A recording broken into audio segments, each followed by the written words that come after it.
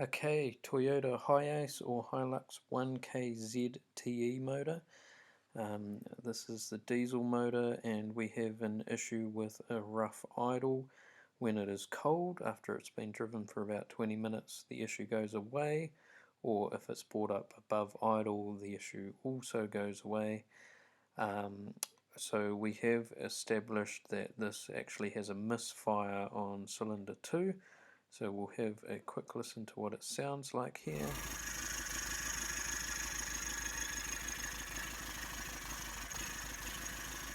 See it missing there. Okay, so our valve clearances on our exhaust are the bottom one there, 0.25 to 0.35. And here we are on cylinder 2, and this is my thinnest feeler gauge, and I can't even get that in there. Okay, so we actually have next to no valve clearance at all, which is a problem. Okay, so what we did with this was we took the shim out for that valve and had it machined down about 0.3 of a mil, and then put it back in. You can actually get the shims in and out with the cam in place by using a screwdriver to push the bucket down on the valve spring and then flick the shim out, and same process to put it back in, and that gave us some valve clearance on that cylinder. So now let's see what it sounds like. And you can see it's now running on all 4 cylinders.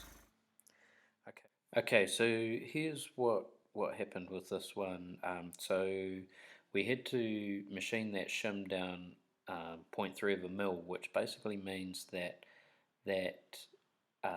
valve stem has moved up 0.3 of a mil. So our initial thoughts was, has the stem of the valve actually stretched by 0.3 of a mil? But after doing this, it went away and it was fine for a while, and then it came back missing again. So we ended up having to pull it apart anyway, and at that point, once we got it apart, we found out that it was actually the valve seat was the problem.